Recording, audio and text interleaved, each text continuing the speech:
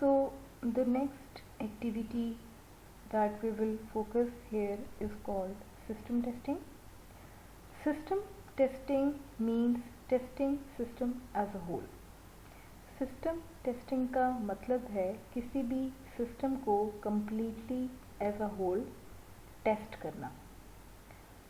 All the modules और components are integrated. तमाम modules और कंपोनेंट्स को इंटीग्रेट किया जाता है. क्यों किया जाता है? इन ऑर्डर टू वेरीफाई, ये वेरीफाई करने के लिए if the system works as expected और नॉट, कि क्या सिस्टम काम करेगा according to the expected requirements और not. So we can say system testing से मुराद ये है कि तमाम मॉड्यूल्स या कंपोनेंट्स को इंटीग्रेट करने के बाद उन्हें एक सिस्टम की शक्ल दी जाती है और फिर ओवरऑल उस सिस्टम को टेस्ट किया जाता है ये देखने के लिए कि क्या वो सिस्टम यूज़र की रिक्वायरमेंट्स के मुताबिक परफॉर्मेंस दे रहा है, काम कर रहा है या नहीं. System testing is done after integration testing. System testing को इंटीग्रेशन टेस्टिंग के बाद परफॉर्म किया जाता है. So this plays an important role in delivering a high quality product. So high quality product को डिलीवर करने के लिए ये एक्टिविटी इम्पॉर्टेंट रोल प्ले करती है. If an application has modules like module A, B and C, then testing done by combining the modules A and B or module B and C or module A and C is known as integration testing. So यहाँ पे हम एक example देखेंगे कि किसी भी application के 3 modules हैं A, B and C और फिर टेस्टिंग को परफॉर्म किया जाता है.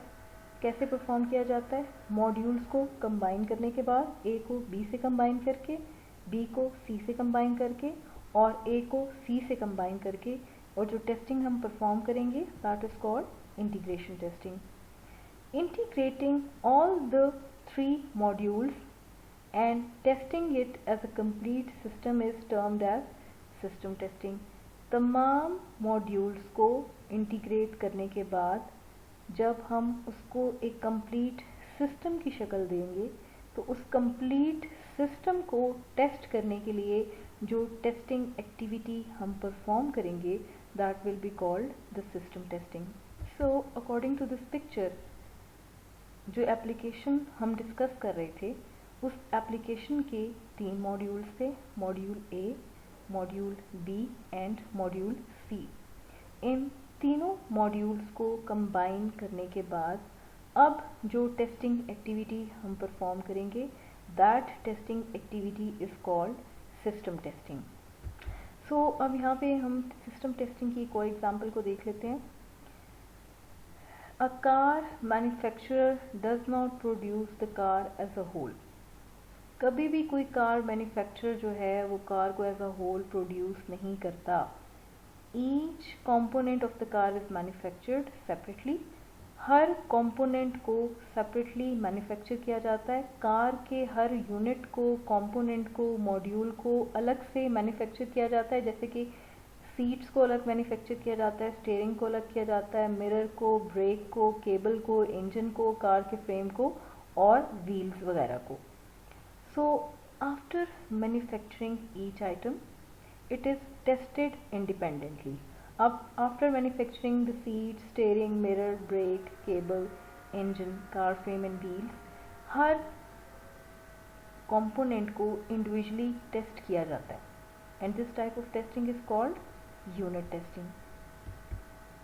और basically unit testing हम क्यों परफॉर्म करते हैं? ये देखने के लिए कि whether it is working the way it is supposed to work, and that is called unit testing.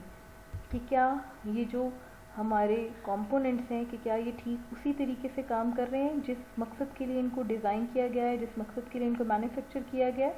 और बेसिकली जो टेस्टिंग टेक्निक हम अप्लाई करेंगे इन कंपोनेंट्स को वन बाय वन टेस्ट करने के लिए, that is called unit testing. Now when each part is assembled with another part, that assembled combination is checked. So जब हम हर पार्ट को कंबाइन कर लेंगे, assemble कर लेंगे हर दूसरे पार्ट के साथ, तो इस assembled combination को चेक किया जाएगा, टेस्ट किया जाएगा. If assembling has not produced any side effects to the functionality of each component, और अगर assembling के बाद किसी किस्म का problem, side effect, error arise नहीं होता towards the functionality of every component, and whether both components are working together as expected, and that is called integration testing. और ये देखा जाता है कि क्या दोनों components जो हैं ठीक उसी तरह से काम कर रहे हैं जिस तरह से हम एक्सपेक्ट कर रहे थे, एंड इस पर्टिकुलर टेस्टिंग एक्टिविटी को हम क्या कहेंगे, integration. So after all the parts are assembled and the car is ready, it is not ready actually. मतलब कहने से मुराद ये कि जब तमाम पार्ट्स को असेंबल कर दिया जाएगा, कंबाइन कर दिया जाएगा, तो क्या है, car is completely ready. But in actual we will say that it is not ready. Why it is not ready? Because the whole car needs to be checked again. दोबारा से हमें कार को चेक करना पड़ेगा for different aspects के लिए, like as per the requirements defined, जैसे कि requirements को define किया गया था, like if car can be driven smoothly, कि अगर कार को हम smoothly drive करेंगे तो brakes, gears और बाकी जो functionality है वो properly work करेगी.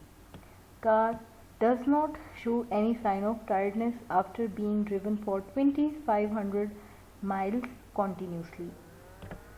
So after driving the car 2500 miles continuously, it will not show any kind of problem, any kind of discomfort.